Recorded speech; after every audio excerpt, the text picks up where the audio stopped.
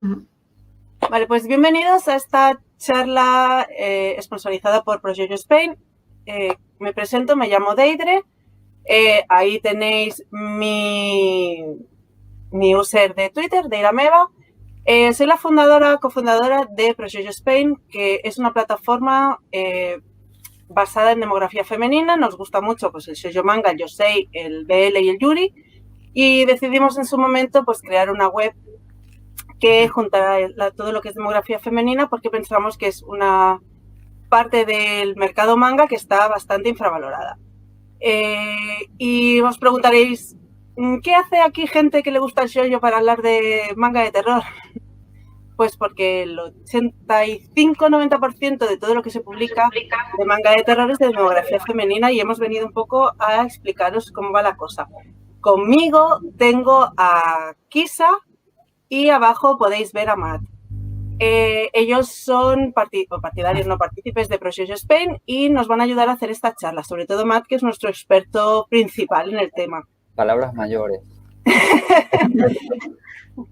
Antes de continuar, nos gustaría invitaros a que visitaréis nuestro Twitter. Actualmente pues no disponemos de página web porque a estas alturas pues tenemos una edad y no tenemos tiempo de actualizar. Ya no se lleva, la gente pierde el tiempo mirando webs. Bueno, sí, la inmediatez de Twitter también. Claro. Exacto. Ha quedado todo como un poco retro, ¿no? El tener web o el tener un blog. Sí, es como... Estáis ofendidos, por favor. No, pero también la gente a lo mejor ahora cuando alguien comparte la noticia de un blog o algo en Twitter se centran en el titular también y muchas veces ni entran. Exacto. Además, muchas veces ya las webs. A ver, mira, Manga Barcelona se tuvo que renovar y ProJojo Spain también se ha renovado. Va todo por RSS. Exacto. Claro. Además es lo más rápido para que todo el mundo esté informado al momento. Si os gusta la demografía femenina, por favor nos podéis seguir. Aquí abajo tenéis la dirección de nuestro canal de Twitter. Allí pues actualizamos todos los días, hacemos un repaso diario a lo que son las revistas y compartimos y hablamos de todo lo que nos gusta. Pero vayamos un poco a lo que habéis venido aquí, que es para hablar de manga de terror. Antes de nada, pues os quería invitar, como os comentaba hace un ratito, a que visitéis nuestro especial de manga de terror que hicimos en el mes de octubre en nuestro Twitter. Allí encontraréis una serie de hilos donde se explica un poquito pues todo, ¿no? Lo que el manga que se ha publicado en España, que es de shoujo de terror, autoras desconocidas, los clichés dentro del manga general, y donde Matt, aquí abajo otra vez, nos ha hecho una serie de recomendaciones para que podáis descubrir un poquito más sobre este género dentro de la demografía femenina. Y bueno, hoy queríamos hablar un poquito sobre este tema, así que espero que os guste. Ya está. A ver, y vamos a empezar por cuál fue el primer... Bueno, antes de todo, ¿por qué nos gusta esto, no? Quiero decir, ¿qué fue lo que nos llamó la atención? A lo mejor, si fue el manga, si a lo mejor fue el cine de terror mismo que nos llevó a interesarnos por esto. Bueno, a mí personalmente soy muy fan del género de cine de terror. Diría que es el 99% de las películas y series que veo es de eso. Y bueno, era parte natural del proceso, ¿no? Pues también lees libros, lees a Stephen King, lees a otros autores que dices, pues bueno.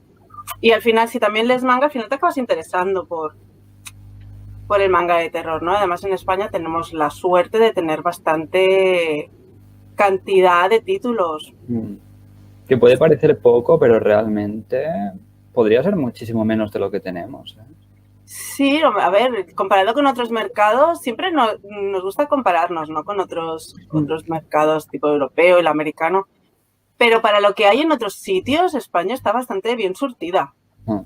La verdad, ¿para qué nos vamos a engañar? Sí, en general está bastante bien, sobre todo a día de hoy, que no es la cosa como hace 10 años o así, la sequía del BL también, que no teníamos nada ahora. Hay gente que se sigue quejándonos de eso, ¿no? En plan de, ay, es que en comparación de no sé qué no tenemos nada. Y digo, hostia, ha habido épocas que de verdad no hemos tenido nada. Ahora estamos muy bien y tenemos muchas obras también, ya no solo BL, sino que no están en otros mercados. Eso es como que no interesa comentarlo, ¿no? Es mejor quejarse. No, es que al final yo creo que esto es un poco siempre, ¿no? La envidia de lo que tienen los demás y nosotros no tenemos. Pero nunca nos No, paramos a pensar en lo que es el contrario, ¿no? En lo que los demás pueden ver en nuestro mercado. sí. Nos guste o no, seguimos teniendo una de las ediciones de manga más completas en formato, me refiero al proceso y a la calidad del producto final. Totalmente. Tenemos uno de los mejores mercados que existe. O sea, es que no tenemos comparación con nadie, siempre lo hemos tenido así. ¿Que hemos tenido precios más altos? Pues sí, pero es que la calidad que teníamos había que pagarla. No se paga solo. También es verdad que tenemos bastante tipo de terror, no solo que la gente cuando oye terror a lo mejor no piensa en el susto, no piensa en el suspense, piensa sobre todo en imágenes grotescas o lo que te puedes encontrar en una película de terror, sobre todo. Cuando... Es como que lo psicológico a lo mejor pasa más desapercibido, ¿no? A lo mejor no lo consideran terror o... Es como sí, lo puedes ver más como thriller o... Sí. Bueno, que no todo el terror es Hideshi Hino, quiero Claro. decir. No todo es lo grotesco hasta la médula y retorcido que nos puede ofrecer ese autor, es mucho más. Al final es como en el cine, ¿no? Tienes, yo qué sé, tienes películas como Kilómetro 666, que es más tipo gore y sangre y susto fácil que no Expediente Warren, por ejemplo, ¿no? Que es algo más tranquilo, que sí que tiene sus sustos, pero la forma de presentarnos el terror es bastante diferente. Y al final, a mí, mientras no sea extremadamente gore, lo soporto bien, o sea que tampoco... de hecho, yo te retomo la pregunta que había hecho Matt, que por qué nos gusta el manga de terror. A mí personalmente no es algo que me entusiasme, porque soy más de suspense, pero sí reconozco que tanto en base a las recomendaciones que se hacen en Project Spain y que habéis hecho a lo largo de los años, pues sí me ha interesado un poquito más de ellos. O sea, me pego algún susto, pero bueno. Bueno, es que al final yo, por ejemplo, a mí me gusta ver mucho el terror por el hecho de que me asusta. Que dices, coño, ¿por qué te gusta que te asuste? Pues mira, porque me ayuda a descargar estrés, por ejemplo, ¿no? Yo me relajo viendo películas de terror porque me asustan, me hacen pasar un mal rato y cuando ya ha pasado es como la liberación, ¿no? Cada uno pues expresa o afronta el día a día de maneras diferentes y una forma de descargar la adrenalina, pues para algunos es ir al gimnasio, pues para mí es leer, ver cosas de terror, mira. Sí. Bueno, yo tampoco, más o menos, yo desde pequeño ya empecé a ver que si La Matanza de Texas, que si el proyecto de la Bruja de Blair, no sé qué, también muy influenciado por mi madre, ¿no? Porque le encantaba ese tipo de cine. Y ya desde pequeño como que lo empecé a mamar y me encantaba. Y creo que yo lo primero que leí de manga de terror creo que fue Present, de Kanako Inuki cuando lo sacó Manga Line. Y a partir de, como que me enamoré de eso, ¿no? Era el tipo de dibujo, no sé, que transmite mucho Kanako Inuki, que a lo mejor puedes leer algo suyo y no leerlo, simplemente ver las imágenes y ya logra que te sientas como ella quiere, ¿no? No sé si me explico. Y a partir de ahí, increciendo. Que yo no recuerdo exactamente cuál fue el primer manga de terror que leí, pero sí que recuerdo la sensación de, anda, hay manga de terror. ¿Sabes? En aquel momento fue algo que me cogió totalmente desprevenida porque realmente nunca me había parado a plantearme. Claro, a ver, yo tengo una edad ahora y cuando fue en aquel momento, pues tenía bastante menos. Y claro, fue un poco el descubrimiento de que había más cosas aparte de lo que yo estaba leyendo, que podía ser más romántico, menos romántico, más de ciencia ficción o menos de ciencia ficción. Y fue descubrir todo un mundo, la verdad, y desde entonces, pues creo que es también un género un poco vilipendiado, la verdad. Acabo de recordar que no fue Present. Lo primero que leí fue Daydream de Ibrea y Kokuri-san Blanchet del mismo autor. Daydream me gustó muchísimo. Sí, a mí también. Esa mezcla de terror con el erotismo ese de ella que trabajaba como algo de Sado, ¿era? Sí.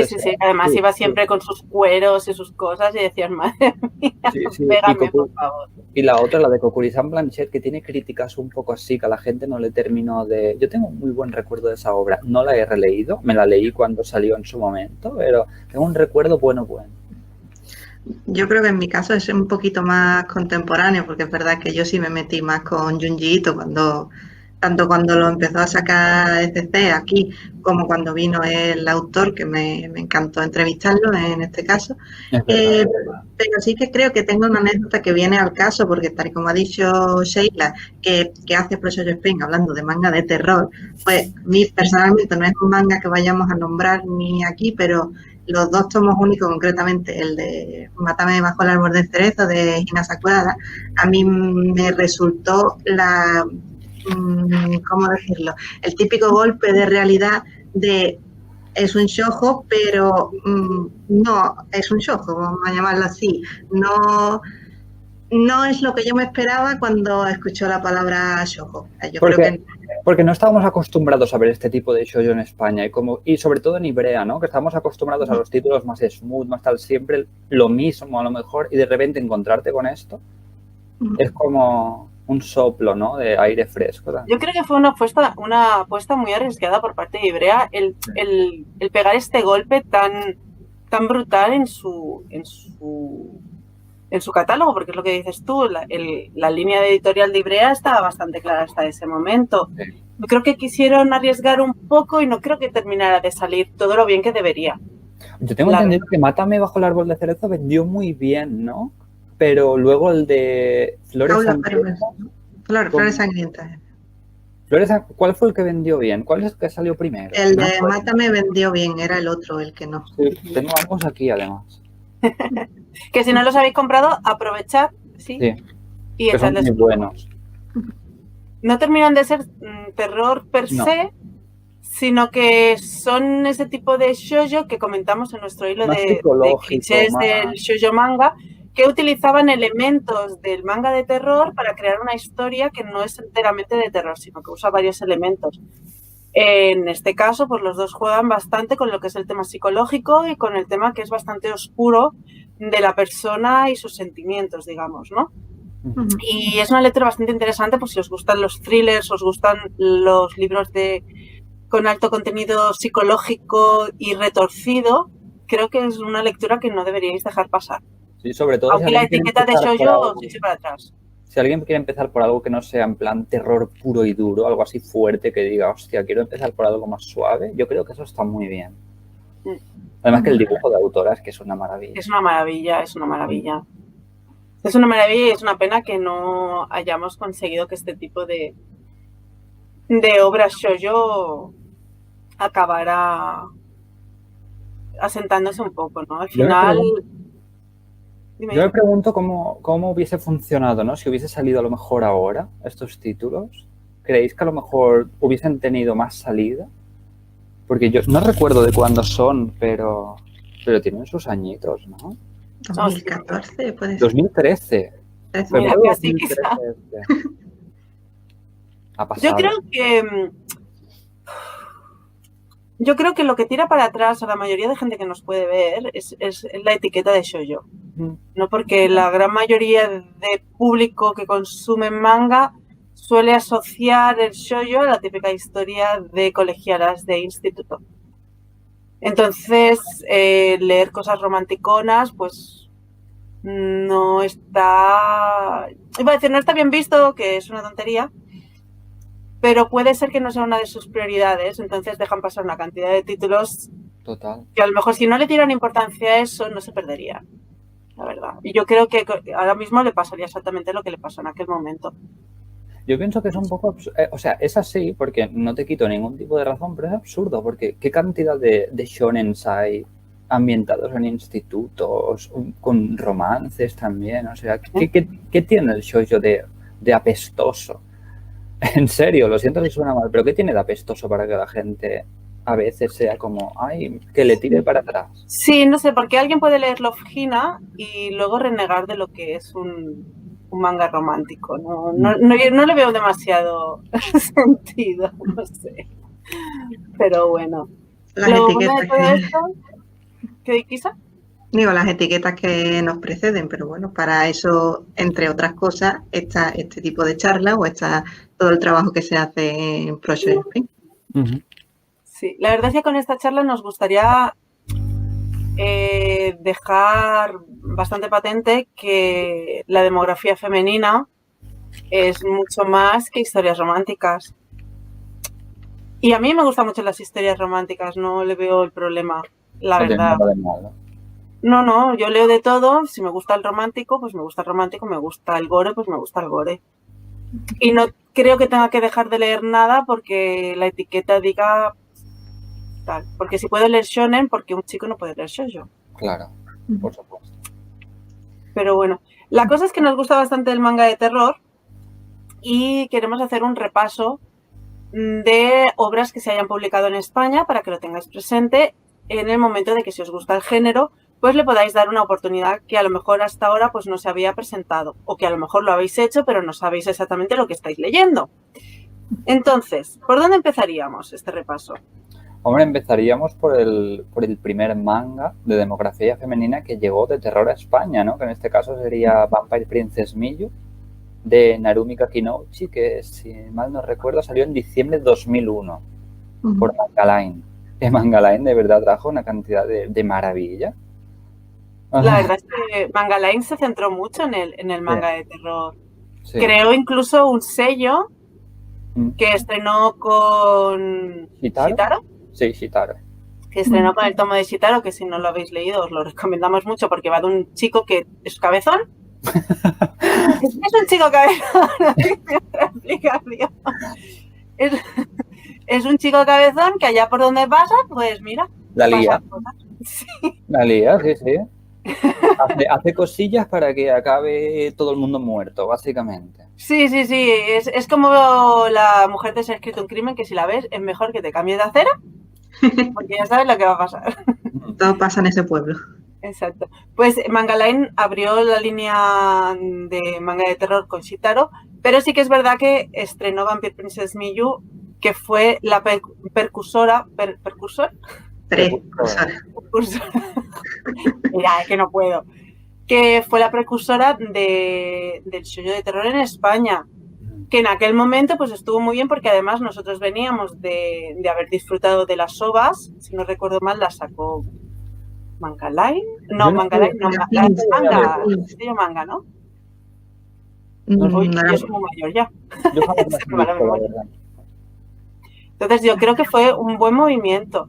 Si os gustan los vampiros, os gustan las historias tétricas. Es un terror muy como suave, ¿no? No es algo en plan ahí hardcore. No, es muy sutil, es muy sutil. También tiene historias e historias, ¿no? Porque recuerdo que la primera saga, digamos, de Vampire Princess Miyu, dentro de, o sea, los primeros tomos hasta el cuarto o así, cada capítulo está centrado en alguien diferente, alguien que conoce Miyu. Y a lo mejor unos capítulos son como un poco más sangrientos, tal, y otros mucho más descafeinados. Pero aún así, yo creo que para iniciarse también está muy bien. Un pequeño apunte que quien trajo las ovas de Vampire Princess Miyu fue la distribuidora Manga Films en 1997, año de grabación de su doblaje según el doblaje.com. A ver, Manga Films. Volviendo al tema de Vampire Princess Miyu, la verdad es que la ambientación tétrica, los colores... Ahí está la parte. Y si lo veis, el precio es muy parecido a los de ahora. Igualito. Igualito. No, oye, pero con sus páginas a color, su sobrecubierta y una edición, la verdad que está muy bien. La verdad es que son tomos que cuesta un poco conseguir ya, pero... vamos, no vais a Wallapop y ayer mismo pusieron Vampire Princess Miyu, quiero decir que se puede conseguir y es una buena compra. Alguien tiene un enganche a Wallapop, creo yo. No sé de quién hablas. No tengo ni idea. Pero sí que es verdad que aunque Vampire Princess Miyu sea terror y fuera el primer shoujo de terror que se publicó en España, la verdad es que el autor más representativo que se ha publicado, más representativo tampoco, quiero decir. Uno de los autores con más popularidad dentro del manga de terror a nivel mundial podría ser Hideshi Hino, ¿no? Sí. Que es casi propiedad exclusiva de La Cúpula. Sí, que vosotros diréis, ¿cómo puede ser Hideshi Hino shoujo? Pues sí, mire, son cosas que pasan. Y prácticamente toda su obra es shoujo, o sea, tiene más de 30 títulos shoujo. Sí. Es una barbaridad. y que ha sufrido cosas, pues como lo que comentábamos en nuestro hilo del shoujo que se había publicado en España, en ProShoujo Spain, que le pasó un poquito como le ha pasado a los mangas de Ringu, que publicó Ibrea en su momento. Estos mangas son de demografía femenina. La gran mayoría, hay uno o dos que son seinen, pero la gran mayoría son shoujo. ¿Qué ha pasado? Que con el paso de los años, la editorial ha decidido que estaría mejor en otra demografía. Esto es un poco complicado de explicar, porque tiene muchas ramificaciones, pero no es algo que sea muy raro dentro del mercado manga japonés. Por ejemplo, Life, que hablábamos ayer con Matt y con Kisa, nosotros en Life que publicó Norma, ese manga tan bueno sobre el acoso escolar, Tremendo. que las portadas eran chicas sonriendo, pasó súper desapercibido. Lectura obligatoria, Life. Totalmente obligatorio. Ese manga es un shoujo de los de toda la vida. Es brutal, terrorífico. Es terrorífico por la forma en la que te explica la vida de Ayumu. Ayumu es una desgraciada. Y no solo ella, quiero decir. Toda la violencia que sufre es terrorífica. Pues ese manga en Japón decidieron que no podía ser shoujo y ahora mismo lo venden bajo una etiqueta seinen. Que no pasa nada. Recalcar que eso es porque Life tiene una secuela que se llama Life 2, un título más aparte, no me acuerdo, y eso empezó a publicarse en la Afternoon de Kodansha. Y claro, al reeditar Life dijeron vamos a meterla dentro del sello Afternoon, que inmediatamente la convierte en seinen también, pero vamos, que para los que conocemos Life, o sea, no se nos ocurría decir que eso es un seinen. Pero para nada. Eso también le puede pasar a una obra en curso, como por ejemplo Orange, si no recuerdo mal. Sí, cierto. Cierto. La de béisbol, la de Mikan Momokuri, que ha terminado recientemente. Pasó También. de la Yu, ¿no? Eso era de Yu, y se pasó a Shonen Jump Plus, ¿puede ser? Sí. Sí. Cerró la Yu. Por eso queremos decir que, aunque os suene raro que Hideshi Hino pueda ser shoujo, porque luego veis sus fichas en Manga Updates, por ejemplo, en el portal de información, que sepáis que la gran mayoría de obras que ha hecho Hideshi Hino las ha hecho bajo un sello femenino. ¿Qué quiere decir que lo ha hecho bajo un sello femenino? No quiere decir nada. Simplemente que el público más cercano a este producto es femenino, pero no quiere decir que el público masculino no lo pueda disfrutar. Claro. Es lo que comentábamos antes. Yo puedo ser fan de One Piece y soy mujer, no pasa nada. O sea, quiero decir, yo cojo un tomo, me lo leo y si me gusta me parece estupendo. Te va a asustar igual, ¿verdad? Exacto. O sea, lo grotesco no tiene por qué ser seinen o shonen. O sea, no tiene... Esto puede ser de cualquier lado, no sé. Es como que indirectamente estás diciendo que una mujer no puede disfrutar de eso, ¿no? No puede asustarse, no puede sentir devoción, ¿no? Por el género terror. Curiosamente, en Japón, ahora que dices esto también lo comentamos en nuestros hilos. Os recomiendo otra vez nuestro especial que hicimos en ProShoujo Spain para que entendáis un poquito mejor cómo funciona la dinámica del terror en Japón. También lo explicamos que la mayoría de lectores de manga de terror en Japón son mujeres. ¿Por qué? Pues la verdad es que es muy sencillo. Japón tiene una gran tradición de leyendas, de fantasmas, yokais, de monstruos en general, pues como cualquier cultura, ¿no? Lo que pasa es que en Japón toda esta cultura está más enfocada hacia la mujer. ¿Por qué? Porque son las mujeres las que más la viven de cerca. Son las que van más a los templos, las que son más protagonistas, porque normalmente las protagonistas suelen ser mujeres. Y entonces, claro, al ser ellas el centro de atención de este tipo de la parte de cultura japonesa, pues es normal que el manga de terror se vaya un poco a demografía femenina. Pero es lo que decimos, o sea, en ningún momento eso te priva de poder disfrutar, porque si tú eres fan de Hideshi Hino y te acabas de enterar de que, por ejemplo, a ver, Matt, dime un título de Hideshi Hino que sea yo. Pues mira, por aquí tengo una listita. Circo de Monstruos, por ejemplo. Que si a ti te gusta... No, sí, perdona. Que si a ti te gusta Circo de Monstruos y te acabas de enterar que es shoujo... Mira, Onimbo. Aquí no ha pasado nada. Onimbo, Circo de Monstruos, El Teatro Escalofriante, Galería de Horrores, La Enfermedad de Zoroku, Noches de Zipango, Panorama Infernal y luego hay una historia de Hideshi Hino dentro de la antología Ángulo Muerto de ECC, que es de demografía Yosei, esa antología además. Claro, es que, ¿veis? Es que no pasa nada. Y estoy segura de que si vais a ver esas fichas en los portales de información, os saldrá que son shonen o que son seinen, pero es lo que comentábamos antes. Estas historias se publicaron originalmente pensadas para una demografía, la editorial o las editoriales, porque claro, no siempre es la misma editorial la que publica las obras, porque estas obras van pasando de editorial en editorial porque los derechos van caducando y las editoriales pues las van comprando. Entonces, cada reedición suele ser una editorial diferente. Muy pocas editoriales reeditan sus propias obras de terror antiguas como las de Hideshi Hino, por ejemplo. Entonces te puedes encontrar que X manga te lo puedes comprar de 3 editoriales diferentes. Que en España nos ha pasado que tenemos, por ejemplo, El Atardecer. ¿Cómo se llama esta serie? La ciudad del atardecer. El país de los cerezos, la ciudad del atardecer. Eso. Esa tiene 2 ediciones en nuestro país. Nijigahara Holograph también. ¿Qué ha pasado? Pues que los derechos de X editorial se canceló y los compró otra editorial. Por ejemplo, Naruto, Bleach, no sé, por poner ejemplos, ¿no? Shaman King ahora. Por ejemplo. Love Hina. O sea, y muchas veces lo que pasa en Japón es que cuando tú compras tus derechos, tú decides dónde va eso. Y que una vez fuera demografía femenina al principio, pues tú decides que para tu sello, para tus clientes o para el mercado que a ti te interesa, eso es otra cosa. Sé que es un poco... Quiero comentar un caso curioso, que es el de Senrei, de Kazuo Umezu, que ese manga se publicó en la Shokomi, que todos sabemos que la Shokomi es shoujo.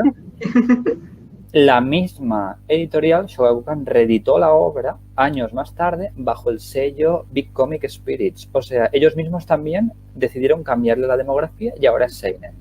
Bueno, como pasó con Life hace un rato. Sí. Porque ellos seguían con los derechos. Creo que hicieron una colección especial de Kazuo Umezu y decidieron que la colección era seinen. Pero vamos, que la demografía, para mí, la demografía que prima es la primera. Es la primera, exacto. Entonces, por eso creemos es importante, parte de esta charla, que este concepto de cambio de demografía os quede claro. Si veis esta charla y tenéis algún tipo de pregunta, por favor, dirigiros a @shoujospain, y nos lo preguntáis. Nosotros estaremos encantados de responder todas vuestras preguntas. Sabemos que esto es una charla que tenemos el tiempo que tenemos y que tampoco nos podemos explayar, aunque parece que ya no lo estamos haciendo. Entonces, hemos dicho que había una historia de Hideshi Hino que estaba en la antología de ECC, ¿no? Y sí, y es una historia, además de el Circo de Monstruos. Que ya nos la ha publicado también la cúpula. La cúpula. Sí. Lo que no sé es si esa historia es algo extra o tal, porque yo no tengo el tomo de la cúpula. Por lo tanto, si alguien que está viendo esto lo sabe y también quiere venir a nuestro Twitter a decírnoslo... Por favor, sí, porque yo solo he leído el tomo de la cúpula, pero no he leído el tomo de ECC, así que tampoco puedo responder. Lo que sí que es importante ahora mismo, por ejemplo, es ECC. La editorial ECC es la que más sorpresas y más regalos nos está haciendo a los fans del terror ahora mismo en España. Más que nada porque les ha entrado la perreta por Junji Ito y nosotros encantadísimos, de verdad, que le haya dado la perreta. Pero con Junji Ito pasa lo mismo que con Hideshi Hino, que es todo shoujo. O Yosei también tiene una... A ver, es casi todo más shoujo, ¿no? O sea, Sí, es más... Tiene muy poco Yosei, Junji Ito. Casi todo es para chicas adolescentes. Que recordemos, esto es lo que hemos comentado antes, que en la cultura japonesa este tipo de historias y mitos, leyendas urbanas, son más disfrutables para las adolescentes. O sea, el público objetivo es el femenino en general. Pero si tú quieres hacer dinero, te vas a las adolescentes. Porque son las que van a que le lea la mano, las que van a los templos, las que creen más en leyendas urbanas, las que hacen más retos de valor. por eso, que esto es algo que también hablamos en el hilo de clichés. Se merecen más las historias, por supuesto. Exacto, son más las que se creen este tipo de historias que los chicos. Sí. Y esto es que es así, no lo digo yo. No nos lo estamos inventando, vaya. No. Que si alguien quiere que lo hablemos más a fondo, pues me puede escribir a Irameva y lo hablamos. A mí me encanta debatir, me encanta explicar cosas de terror. Y si no, con Matt, aquí abajo, que es el verdadero experto. Bueno, pero no, sí, yo he tenido, mira, tomo de Junji. Yo he tenido discusiones de verdad en Twitter que me he llegado a encender, que luego pienso, es una tontería, pero con gente que se niega, ¿no?, a aceptar que algo como Junji Ito, que les puede encantar y a lo mejor es gente que no es propensa a dar una oportunidad al shoujo, cuando les dices que este señor hace shoujo, es como que se molestan, ¿no? Y te dejan a ti de mentiroso. Es que ¿cómo va a hacer shoujo ese hombre? Es que hace shoujo y no pasa nada porque tú lo disfrutes y te guste. Es que... No pasa nada. Totalmente. Mira, en nuestro... Porque gracias. Este sí y este no, por así decirlo. Exacto. Es que Milla, que también Miyichi, @Miyichi, que es colaboradora de ProShoujo Spain, nos contaba una anécdota que le pasó en el salón, que quizá lo recuerda mejor que yo, por favor, me explícala. Era con Aula Demoníaca, que estaba nominada, si no recuerdo mal, a los premios del salón del año que salió y estaba en la categoría de Yosei. Parece ser que a uno de los que estaba allí entre el público se extrañó de que esto estuviera en Yosei, que hace esto en Yosei, si no recuerdo si era así un seinen, si es de terror o algo, precisamente porque se publicó en una revista de demografía femenina. Claro, entonces Milla le dijo, no, está en Yosei porque se publicó en la revista tal, que es de demografía femenina. Y el chico lo que hizo fue mirarla en plan, tú no rayas aquí, estás mal de la cabeza, y básicamente la mandó a la mierda. Que no sé si puede decir mierda, pero benditas todas esas millas que hay por el mundo, que no se pueden callar y tienen esa verborrea de decirte, pues no, te estás equivocando y esto es tal. Bendita. Benditas sean, sí. Porque al final parece, es lo que decíamos antes, ¿no? Parece que sí tiene algún tipo de eso, pues cosa grotesca, cosa misteriosa, de terror. No puede ser shoujo, ¿por qué? No sé. Es como que si es para chicas, a lo mejor tiene que ser un terror más descafeinado, ¿no? A lo mejor algo más tirando al humor. Entonces, a lo mejor sí que se lo creen, ¿no? Es como, ay. Sí. Tipo los capitulitos estos que comentábamos también en Twitter, de los clichés, a lo mejor de Sakura, una casa encantada, algo así. Eso vale, pero cuando vas a algo más así, más gore, a lo mejor más sanguinario, más crudo, es como que les cuesta asimilar que eso es para mujeres. Bueno, es que, por ejemplo, un autor que gusta mucho en España y en el mundo en general es Kazuo Umezu. Kazuo Umezu, sí. Sí, y este señor debutó en una revista shoujo. Sí.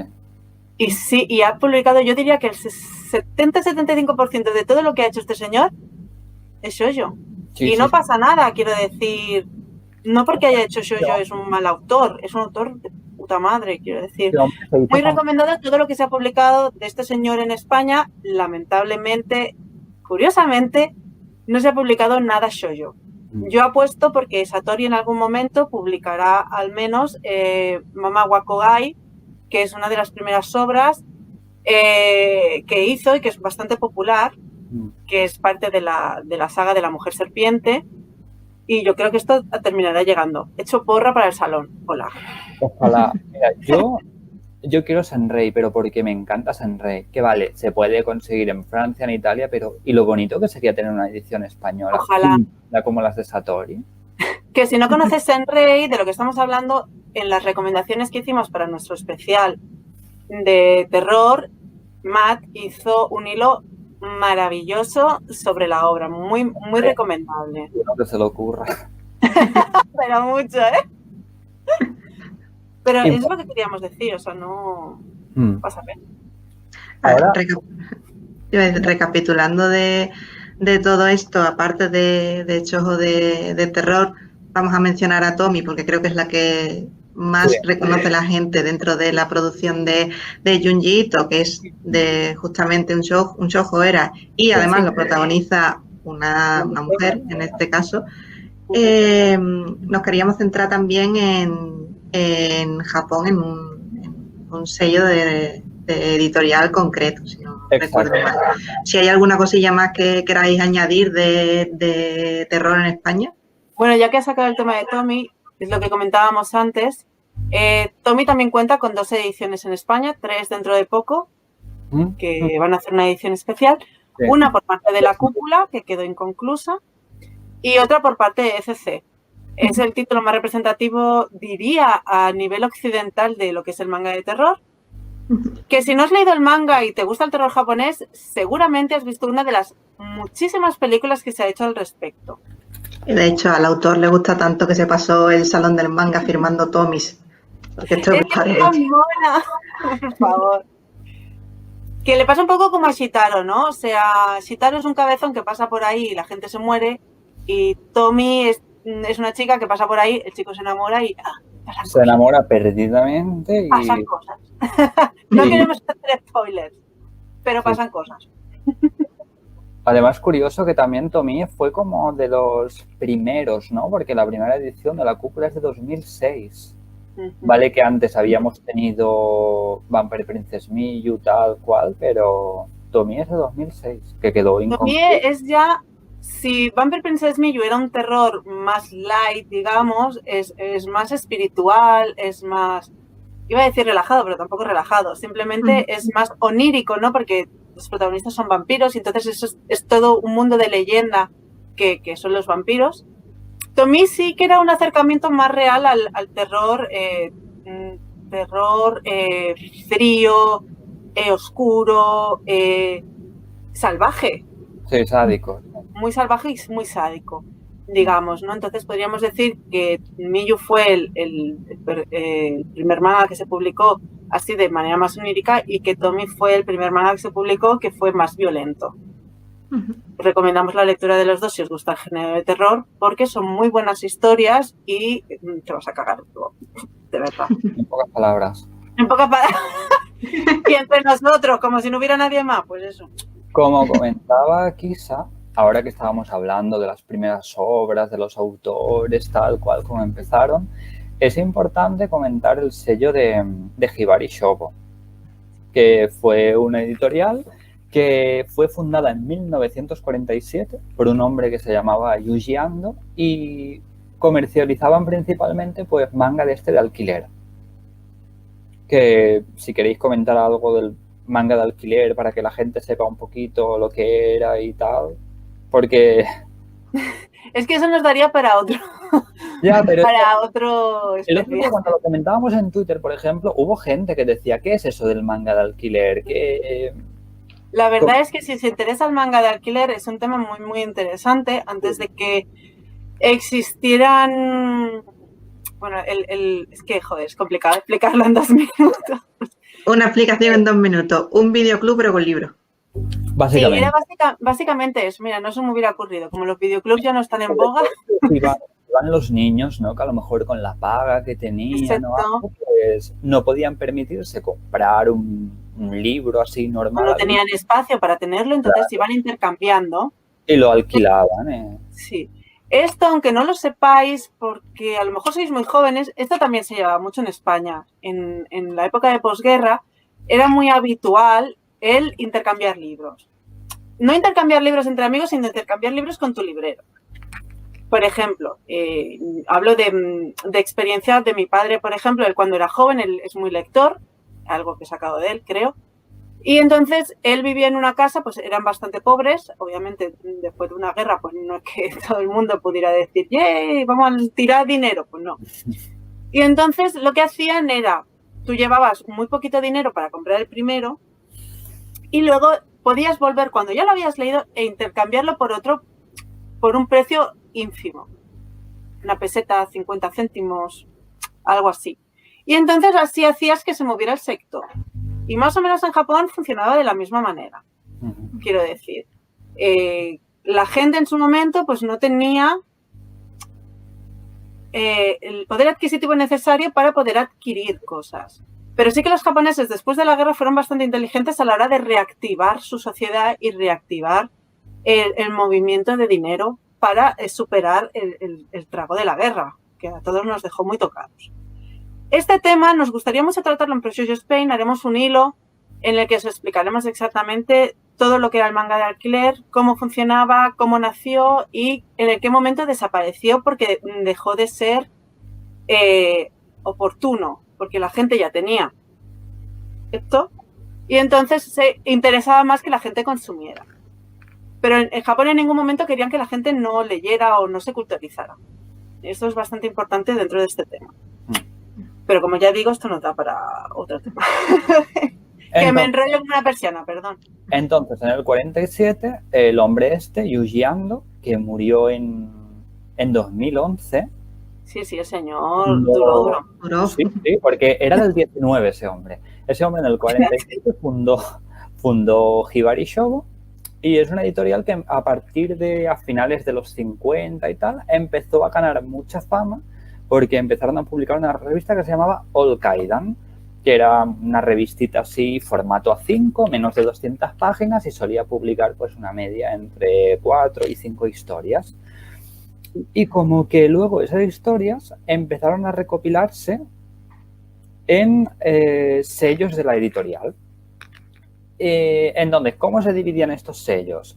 Había un sello que se llamaba Kurowaku, que llegó a tener más de 150 títulos, todo tomos únicos.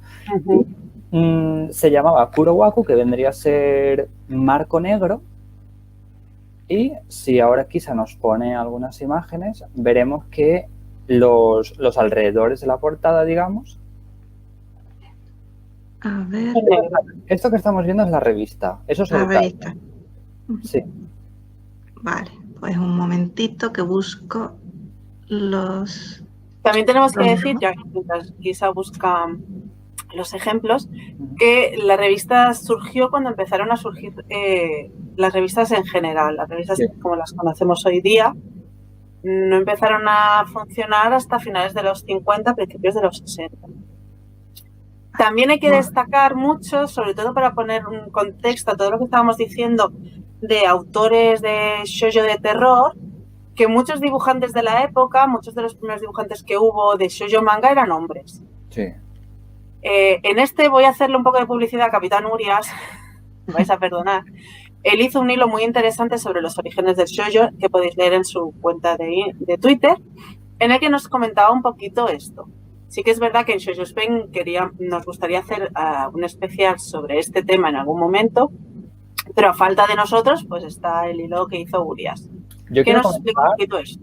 Yo quiero comentar que Hibari Shogo, también este hombre, Yuji Ando, fue el que, por ejemplo, descubrió y debutaron bajo su sello Goseki Kojima, que es el autor del Lobo Solitario de su cachorro, sí, por ejemplo, y también Shinichi Koga, que es muy prolífico este hombre en cuanto a mangas de terror y tal, y debutaron precisamente en Hibari. Y esto que estamos viendo aquí son los tomos estos del sello Kurowaku de Hibari, que como podéis ver, o sea, y que seguro que podéis reconocer algún autor que está por aquí. Sí. Que ya lo hemos hecho para eso. Si sabéis de qué autores estamos hablando, por favor, mandarnos un tweet que a lo mejor, pues no sé, nos ponemos contentos. Pero si os fijáis, es lo que decía Matt. El sello se queda... se me da la palabra de boca. El sello destacaba por la tira negra de alrededor. Por ese marco oscuro que tenía alrededor. Entonces, durante los años 75 y 76, la editorial pues sufrió como una crisis económica y como para superarla, digamos, crearon un sello nuevo que se llamaba Hirowaku, que viene a significar marco de color, y ahí como que eran ediciones especiales muy limitadas de obras que habían sido muy populares dentro del Kurowaku. A ver si vemos ahora, por ejemplo, veis que los no sé si llamarlo marco o márgenes, pero ya son de otros colores, ¿no? Como que destaca, ves que no es lo de siempre, que ha cambiado y ya supongo que también les llamaría la atención, ¿no? En plan de... Pero que curiosamente dentro era prácticamente lo mismo. A lo mejor había alguna modificación, a lo mejor el nombre de algún capítulo, de alguna historia había cambiado ligeramente, pero básicamente eran las mismas ediciones, pero con un color distinto. Bueno, esto es lo que se ve mucho hoy en día, ¿no? Tú puedes comprar el tomo normal y puedes comprar el tomo deluxe, digamos, sí. ¿no? Que en realidad una edición de otra muchas veces ni siquiera cambia nada, sino que lleva lo que es pues un extra o un regalito pequeño. En esta ocasión lo único que cambiaba eran los marcos, y a ti cuando vendes algo que dices que es especial o que es limitado, pues la gente siempre va por ello. Totalmente. Es que somos muy básicos. Y comentar también que hoy en día la gente, por tomos de estos de Hibari, como que tienen cierto valor, ¿no? También según el autor que sea, según la fama que tuviese en la época. Y en las subastas de Mandarake, esos tomos se venden por 60.000 yenes perfectamente. Y la gente los compra. Claro, porque es lo que decíamos, fueron series limitadas, hay un margen muy pequeño de tirada. Y ya no para solo los coleccionistas. Ya no solo las limitadas, o sea, sino un simple tomo de estos del Kurowaku, a lo mejor un Hideshi Hino, yo qué sé. Bueno, es que los Hideshi Hino de cuando debutó. Sí, la Miyuki Saga también, que es otra autora que publicaba en el sello, sus mangas van buscadísimos y se venden carísimos. O sea, creo que el más barato serían unos 30.000 yenes o así, que vienen a ser unos 300 euros, ¿no? Mal contados. Sí, redondeando es eso. Sí. Si os interesan las autoras de terror, en nuestro especial de terror también hicimos un hilo sobre autoras manga de terror. Por si queréis echarle un ojo, pues ahí tenéis lectura para rato. Muy interesante, la verdad, todos los hilos son. Y nada, a ver, luego en la segunda mitad de la década de los 70, se estableció otro sello nuevo dentro de Hibari que se llamaba Hibari Hit Comics, que estaba centrada básicamente en los trabajos de Hideshi Hino, de Miyuki Saga, que es la que acabo de comentar ahora, que era muy popular, tenía muchísimas obras, publicaba, ella estaba en la revista esta All Kaidan, por ejemplo, Norikazu Kawashima también, Koji Sugiko, Yukiko Mori, y eran como los autores emblema de la editorial. Como que sabías que lo veías y decías, coño. Es esto. Sí, es esto, vamos. Si os fijáis bien en las portadas que estamos pasando, la mayoría, la de Hideshi Hino es como especial, porque este hombre siempre ha ido por libre. Si os fijáis, la mayoría de protagonistas son mujeres jóvenes que se ven asediadas por entes, monstruos. Entonces, por aquí iba, ¿no? El Hibari Shogo era demografía femenina casi todo. Como algunas cosas no. Tenían también demografía masculina, tenían algunas revistas también. Sí. Pero la gran mayoría estaba dirigida a un público femenino. Sí, y que además llegaron a sacar más de 500 tomos, ¿eh? Y aquí no lo veis, pero perdona que te he interrumpido. Aquí no lo veis, pero todos los tomos están numerados conforme lo que era dentro de la colección. O sea, aunque sean tomos independientes, siempre tienen un número dentro de la colección. O sea, que si encontráis uno de estos, si os encontráis uno de estos, no os preocupéis si pone 235, porque no hay 234 antes. Simplemente además, es el número dentro de la colección. Que si nos damos cuenta, en la franjita de arriba, esta que por ejemplo estamos viendo azul y tal, es que dentro de Hibari Hit Comics había más sellos. Había, por ejemplo, el sello AO, azul, estaba el Occult Series, que es por ejemplo, esto es Occult Series, el negro. Esto ya no es un Kurowaku de esos. O sea, para nosotros ahora, a lo mejor pues cuesta un poquito distinguirlo y tal, porque, no lo sé, lo vemos un poco más oscuro y también, al no haberlo vivido, como es un poquito más, pero en esa época, vamos, como que la gente ya sabía muy bien lo que era, sabían ya lo que iban, era como Es que a lo mejor resulta loco, ¿no? Decirlo, pero es como que todos los niños de la época en Japón consumían esto. Bueno, es que es algo muy común Sí, dentro de lo que es la niñez y la adolescencia, es muy común. O sea, soy muy repetitiva, pero en nuestro hilo de clichés de shoujo, todo lo que vemos, en plan, los estudiantes cómo hacen sus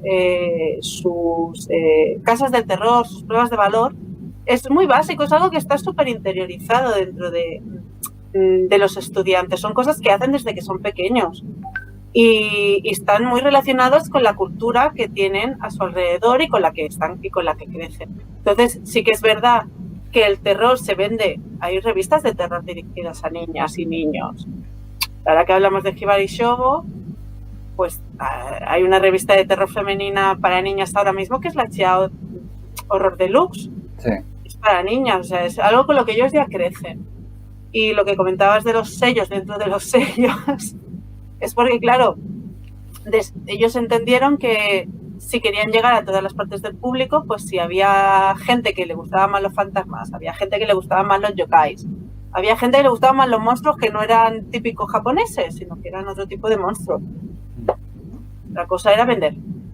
Pero también esta fama, la fama de Hibari, como que desapareció de golpe, ¿no? En el 88, la editorial dejó de publicar y se centraron en libros educativos para niños. Y es como que, pero también destacar que dentro de esos libros a lo mejor tenían ilustraciones de algo de Hideshi Hino, de autores de la época, como para adornar, ¿no? Para poner ejemplos de cosas. Y es curioso cómo lo usaban, pero no sé, es extraño, ¿no? Porque terminó casi empezando los 90 y luego ya en los 90 hubo otro boom del shoujo de terror en Japón. Pero sin embargo la editorial no rescató nada de eso.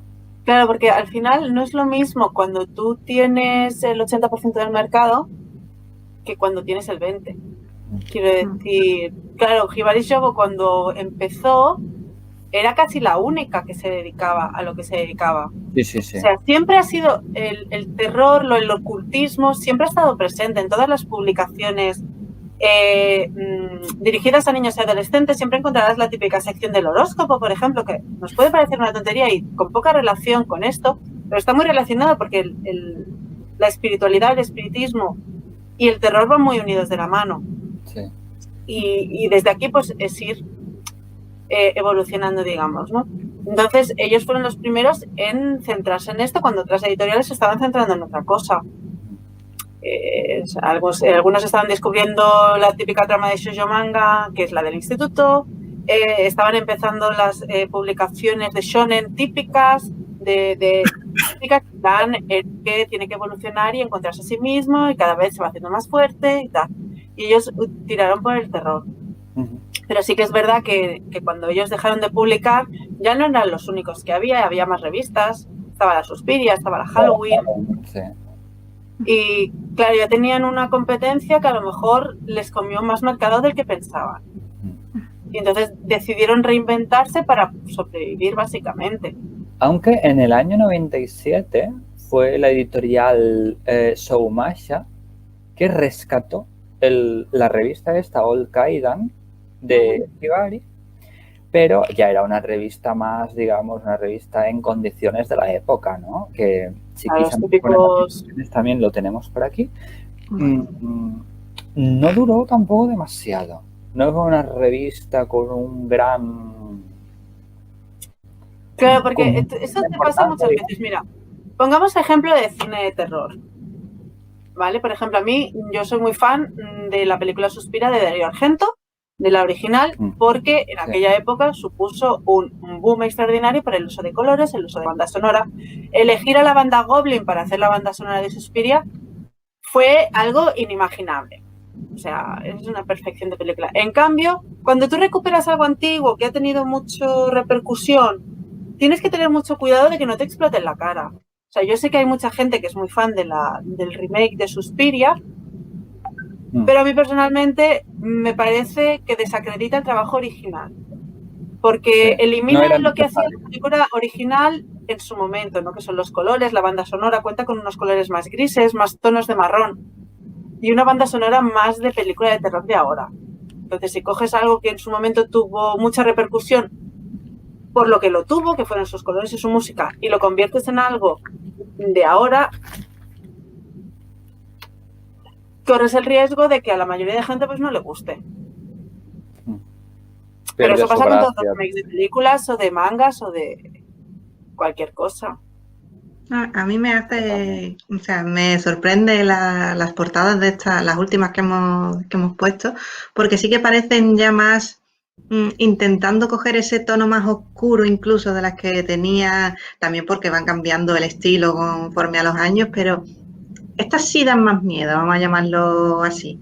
Así, por mucho que sea una mujer, que sea femenino y tal, sabes que estás ante algo que te va a dar escalofrío.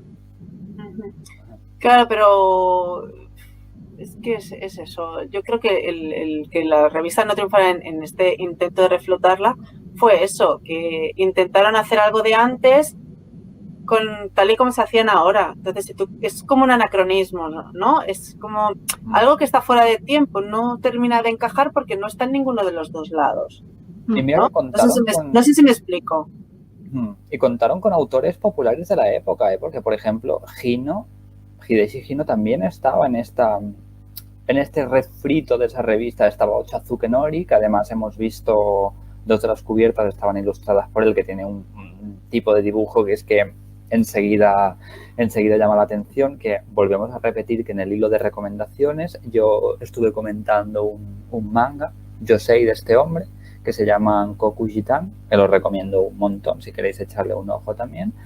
Y es eso, ¿no? A pesar de contar con autores tan conocidos y tal, no terminaba de cuajar, no era lo que en esa época se buscaba, lo que llamaba la atención. No, claro, es que al final el terror de los 70 no es lo mismo que el terror de los 90. No. No puedes comparar, yo qué sé, La Matanza de Texas original con Scream. No.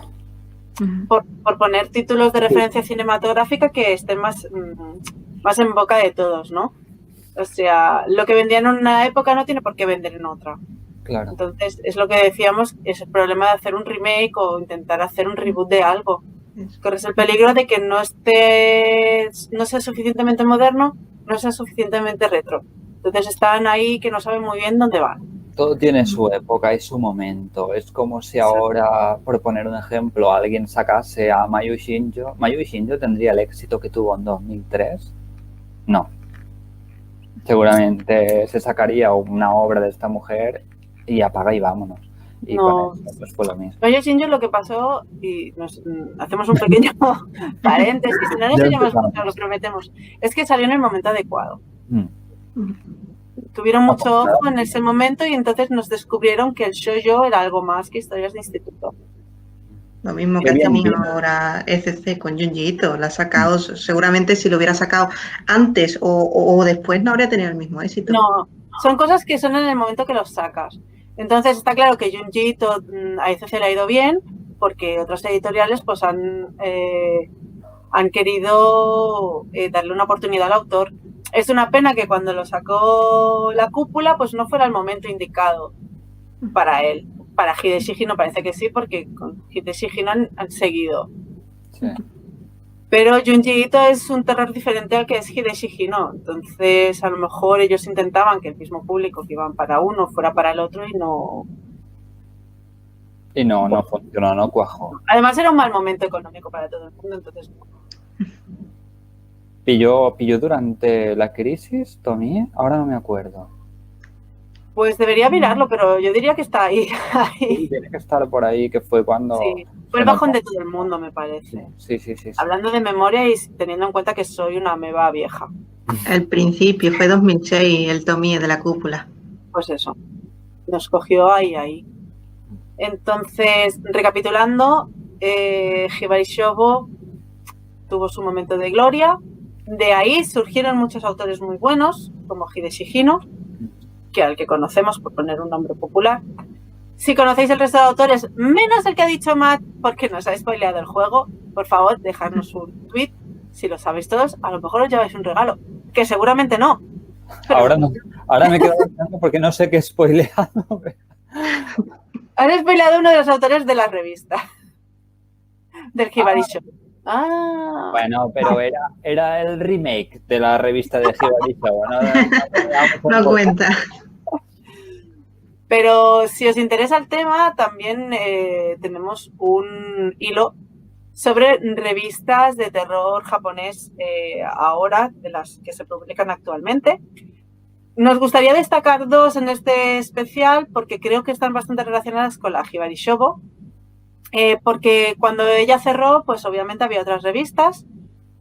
El tipo de terror que se publica ahora es un terror bastante diferente, no diferente del todo porque normalmente suelen ser chicas protagonistas, suelen pasarles cosas, suele haber mucha sangre y muchas vísceras por medio, pero como decíamos antes, esto es algo que va dirigido a todo el público, entonces hablábamos antes de la Chiao Horror Deluxe, que es una revista, pues eso, es una revista especial que publica la revista Chao, que si no la conocéis es una revista donde se publican historias para niñas de primaria.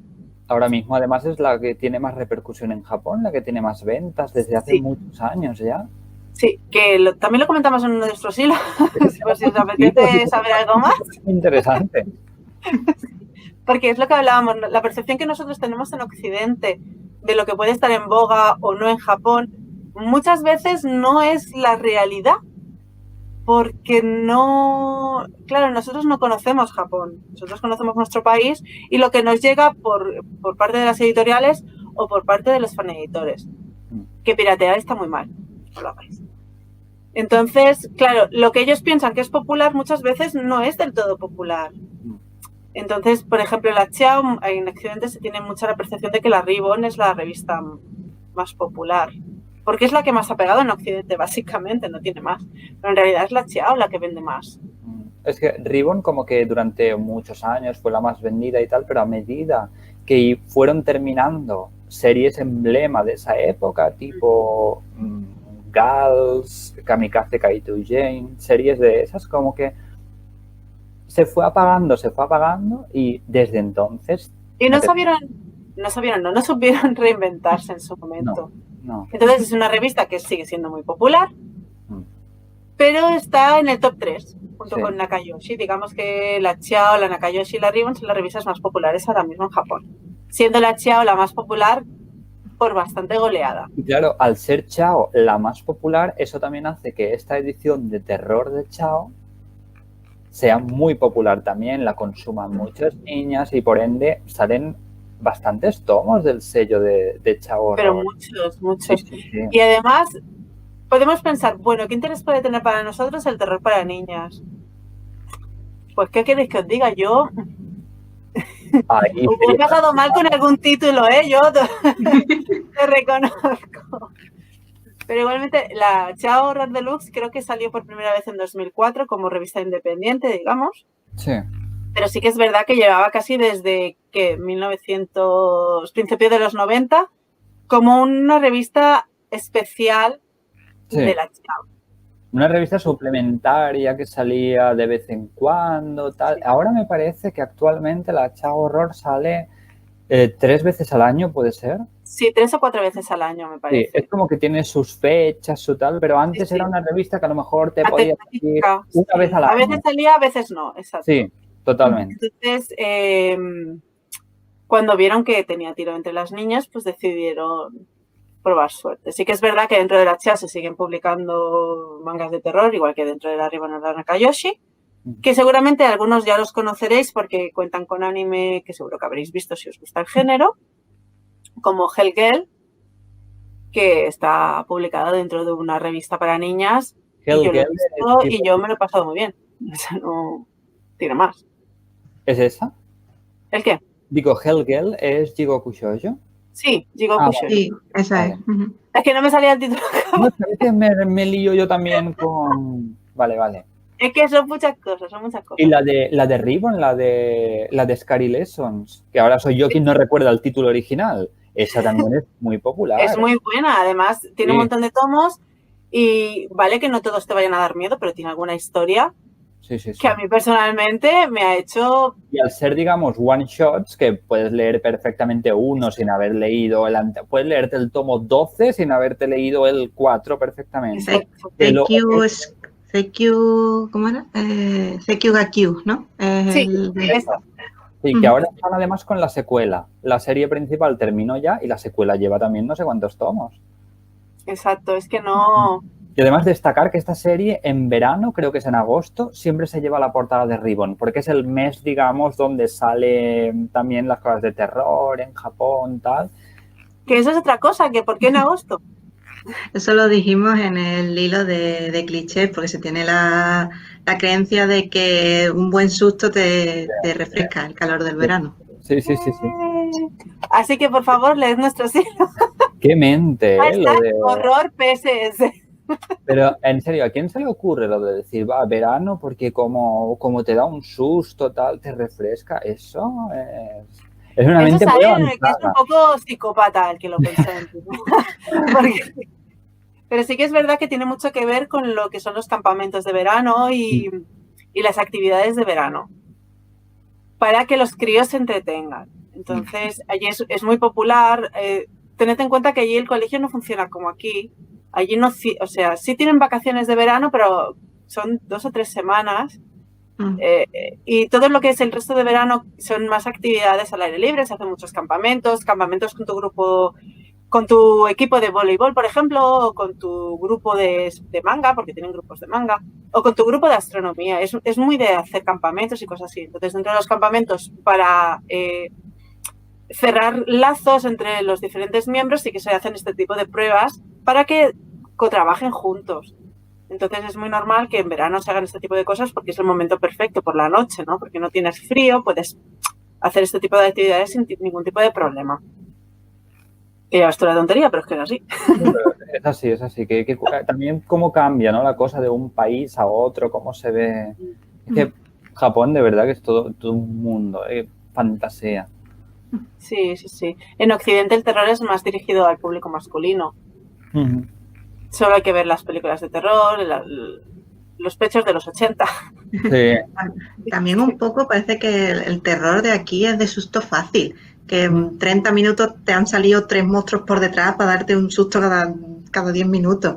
Y yo noto que como que se intenta jugar más y crear mayor ambiente, tanto psicológico como en grotesco, en manga, para que al pasar la última página de un capítulo sea cuando te pegue el susto, no al pasar 3 o 4 seguidas de varios. ¿Qué ha sido eso?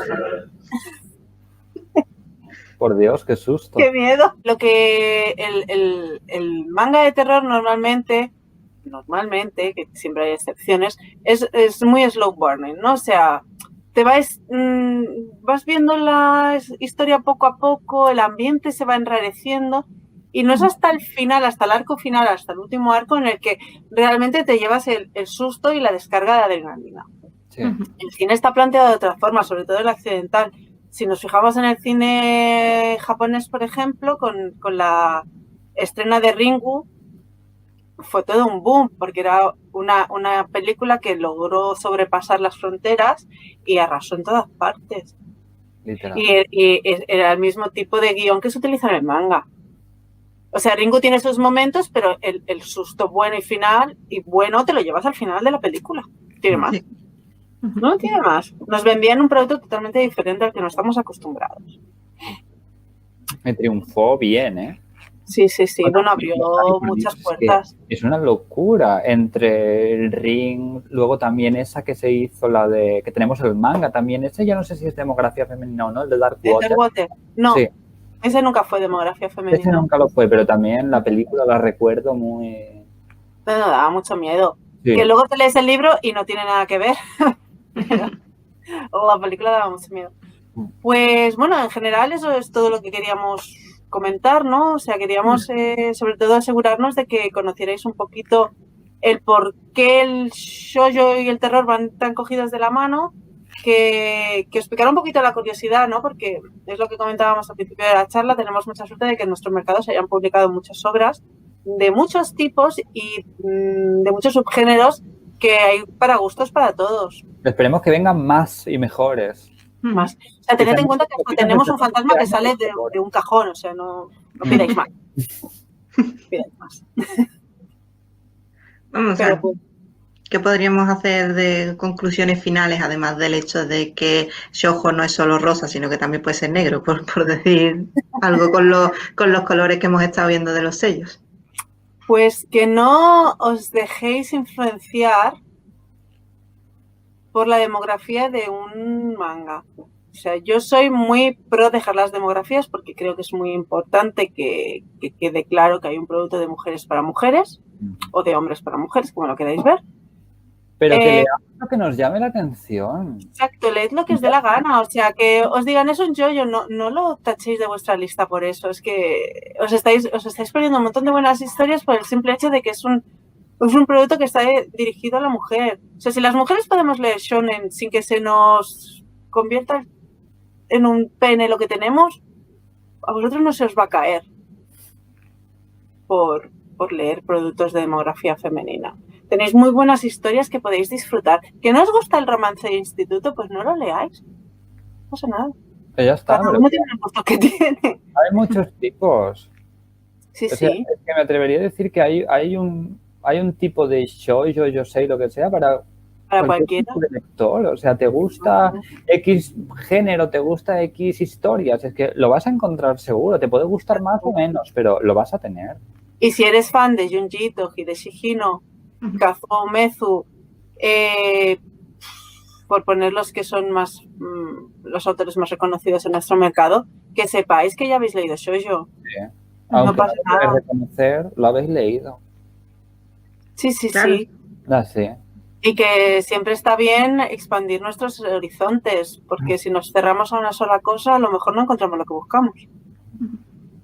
O sea, eso mismo, lo que has dicho, si te gusta mucho Junji Ito, le vas a hacer menos ahora, incluso habiendo leído las historias y escuchando nuestra charla. Ahora no te va a gustar, qué sé yo, Tommy, por ejemplo. Te va a dejar de gustar. Por eso es que no tendría sentido. Que tendría que servirte simplemente como curiosidad, ¿no? Como conocimiento Claro. de, anda, qué curioso, no sé qué, pero seguir disfrutándolo igual. Exacto. Porque es que no lee lo que te dé la gana, busca los que te gustan, porque a lo mejor te gusta mucho la ciencia ficción y te estás perdiendo las mejores obras de ciencia ficción que se han publicado en nuestro mercado porque son shoujo. Y esto es así. Y nada, que esperamos que hayáis disfrutado mucho con nuestra charla, que nos sigáis en Twitter, que si no tenéis debéis perder los hilos, que son interesantísimos los de este mes de octubre. No perdáis si os el hilo. gusta el género de terror, recordad, tenemos un hashtag para nuestro especial de terror que es #HorrorPSS. Entonces ahí tenéis todos nuestros hilos, todas nuestras recomendaciones, que aparte hemos ido subiendo un montón de cosas relacionadas. Sí, cosas random así entre semana. Sí, exacto. Y que veáis nuestra charla que hicimos el pasado 25 de octubre sobre el especial, porque ahí nos explayamos un poco y contamos muchas cosas que en este vídeo no teníamos tiempo de explicar. Estáis invitados a verlo en nuestro canal de YouTube y tenéis el link en nuestro perfil de Twitter. Y nada, que hayáis disfrutado mucho de la charla, que nos sigáis y que leáis lo que os guste. Básicamente, y las impresiones, y a lo mejor os ha dado por decir, uy, pues esto me ha llamado la atención, no sé qué, un Junji Ito, aunque lo lea mucha gente, seguro que hay gente que todavía no le ha dado una oportunidad por lo que sea y tal. Si descubrís algo, un Hideshi Hino, Kanako Inuki, cualquier cosa que hemos comentado y os ha servido como para descubrir el mundo este del terror y nos lo queréis comentar, pues nosotros encantados. Si buscáis recomendaciones de otras cosas y no sabéis por dónde tirar, nos dejáis un mensaje. Nos encantará poder atenderos, de verdad. Y nada, recordad que este especial lo tenéis como parte de la programación de actividades del Manga Barcelona, que tenéis durante 3 días un montón de charlas y actividades que no podéis perder en este caso. Sí, programarlo bien porque cuando se acabe el salón se acabaron las charlas y este vídeo va a desaparecer. Digo. Este y todos. Así que dedicad bien el tiempo, aprended y disfrutad mucho de todo el material que os ha proporcionado Manga Barcelona. Y nada, sobre todo leed con la luz encendida. Exacto. Sí, porque los fantasmas están ahí y taparos en la cama que están debajo. Gracias. Pues nada, nos despedimos aquí desde ProShow Spain y buen salón a todos. Hasta luego. Hasta luego.